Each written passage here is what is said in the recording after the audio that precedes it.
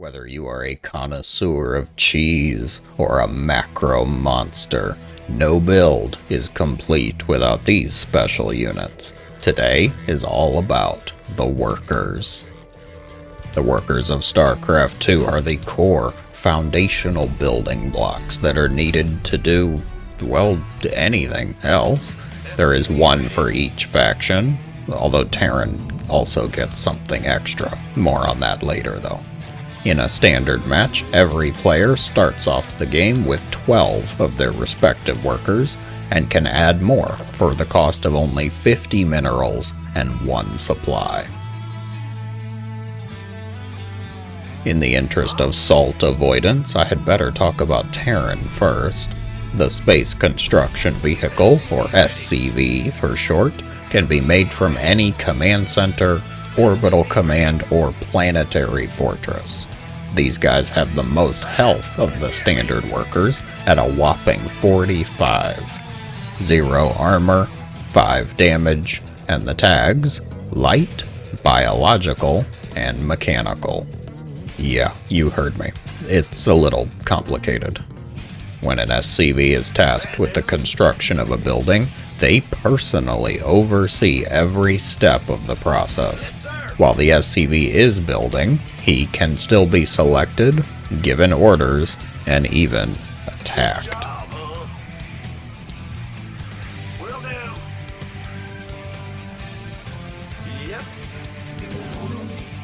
To counter that point, take note of the Halt Construction command, which will detach the SCV from the in-progress building and allow it to move around and receive normal orders.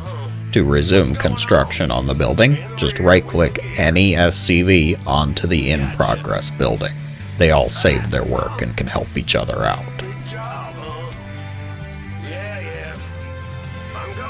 I cannot talk about SCVs without mentioning their most critical ability: repair. Any SCV can repair a damaged mechanical unit or building via a manual right-click or setting the repair ability to autocast.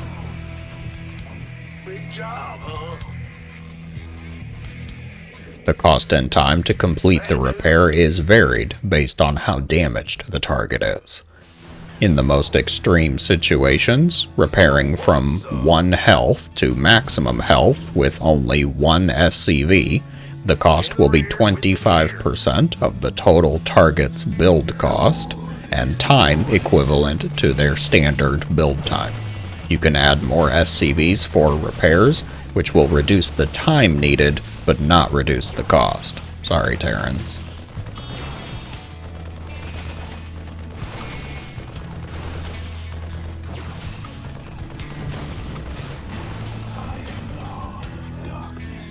The uses for repair are virtually limitless. You can repair your vulnerable supply depot wall. You can bring some along to keep your Thor alive during the attack, or even help out your ally that picked Protoss for some reason.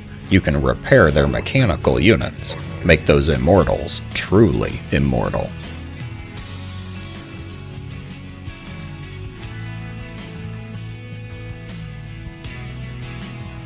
Terran players, in all of their overpowered glory, get a second type of worker. The Mobile Utility Lunar Excavator, or MULE for short, is a mineral-only miner that is called down from an orbital command for the cost of 50 energy. Cast the ability onto a mineral patch, and the MULE will automatically start mining the patch for its 64-second life duration. The MULE takes longer than an SCV to gather its minerals, but returns much more minerals per trip. To make a long math short, it's worthwhile if you need the minerals. I should note that mules do not interfere with SCVs mining on patches, but they will interfere with other mules, so only 1 mule per patch. They cannot gather Vespene gas, but they are able to repair friendly mechanical units and buildings, per the same restrictions that SCVs have.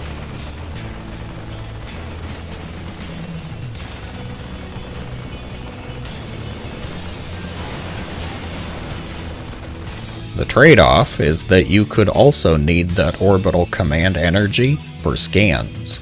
You have to choose. Do you macro with mules, or do you save your energy for scans? Choices. Now on to a much more terrifying subject, probes.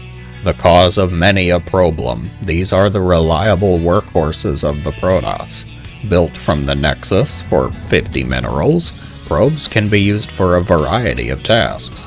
They have less health than the SCV, weighing in at only 20 life and 20 shields, but their shields can regenerate per the standard Protoss rules. Go ahead.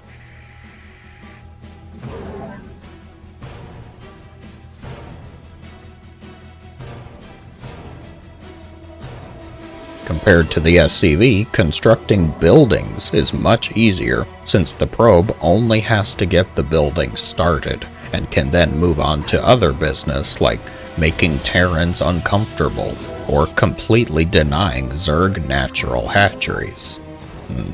Natcheries. There's the negatory. It's blocked. Just remember that most Protoss buildings must be placed within the power field of a pylon.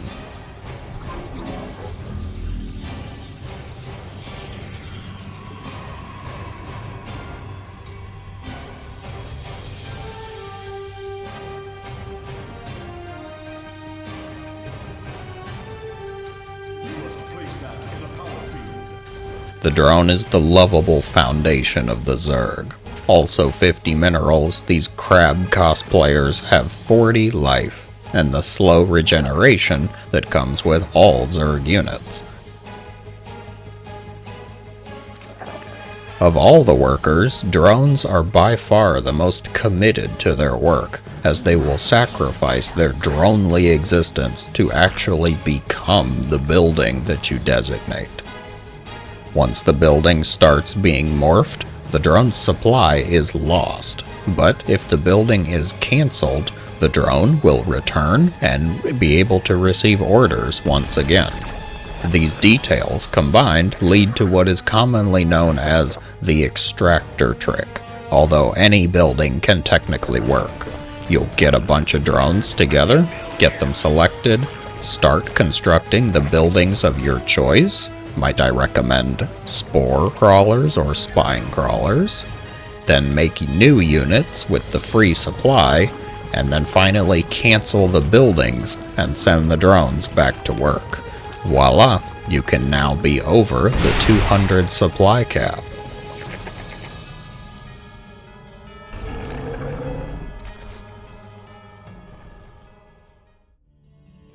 One tip or trick that I want to bring up that is applicable to all workers is what is called mineral walking. In technical terms, when a worker is tasked with gathering minerals or Vespene, they have no collision. In simpler terms, if you right-click your worker onto minerals, they will pass through all other units. You can see this in its most traditional form just by looking at your mineral line. The workers are not tripping over each other while they're gathering. But Indigos, can I use this knowledge for nefarious purposes? Of course you can. It's not generally helpful versus Terran, since they tend to wall off with buildings, but any wall that is being held by just a unit can be vulnerable to the infamous drone drill. Simply right-click the minerals to get just past the unit, and then attack. Or maybe just occupy the space so that your opponent cannot wall it off with buildings.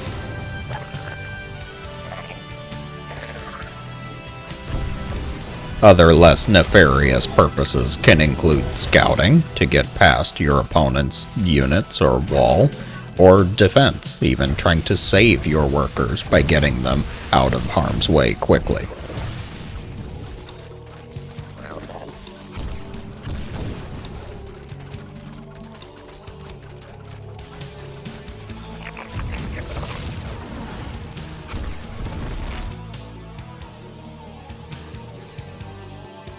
You want to try to counter workers? What are you, a union buster? Come on, they're just trying to feed their families. They're workers, guys. A strong gust of wind could take them out. I'm not going over this. On second thought, I will bring up a couple of points.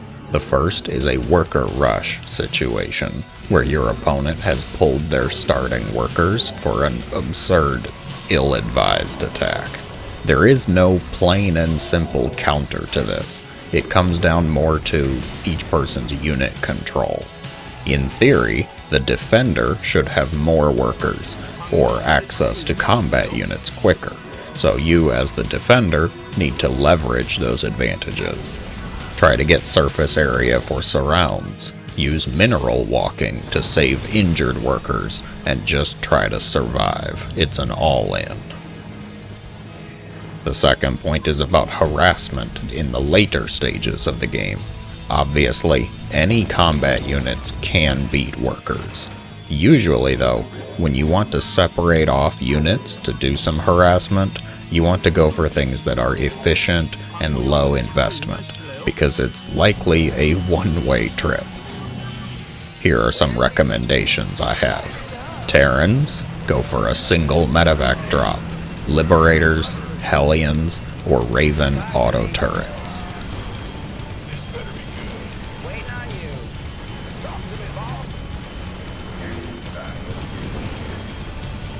Protoss, charge lots are the #1 recommendation, but you can also go for Dark Templar or Warp Prism drops. Multiple flavors. You could do Storm drops, you could do Disruptor drops, or even Colossi drops if you're feeling crazy.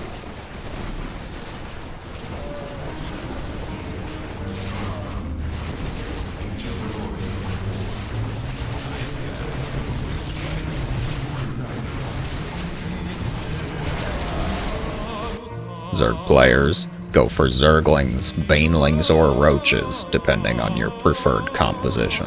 Feel free to add in some Overlords that have been upgraded for drop capability, or even in the later game, just 1 or 2 Lurkers in the right spot can be an annoyance to clean up.